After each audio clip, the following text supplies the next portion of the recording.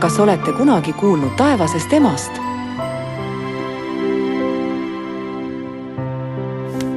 Piibel on raamat, mis annab tunnistust Jumalast.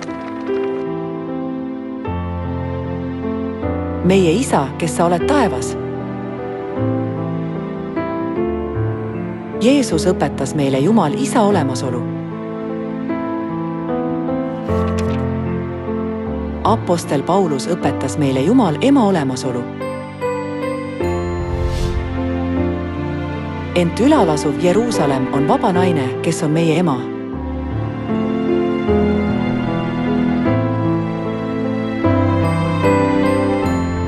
Isegi looduse põhimõtte kaudu saame teada Jumal Ema olemasolu. Lilled magusa lõhna ja värviga.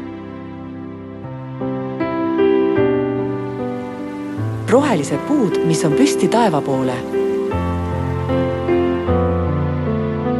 Lõvi, Heinamaa kuningas, kotkas, taeva isand.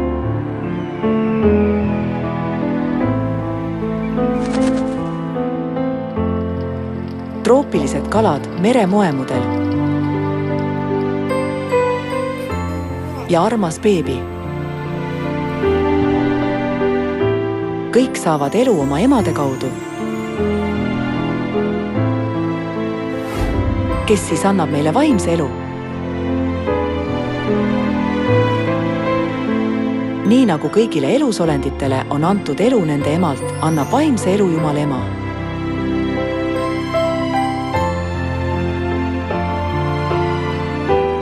Vaim ja mõrsja ütlevad, tule. Ja see, kes kuuleb, öelgu, tule. Ja janune ja tulgu. Kes tahab, võtku eluvett ilma tasuta.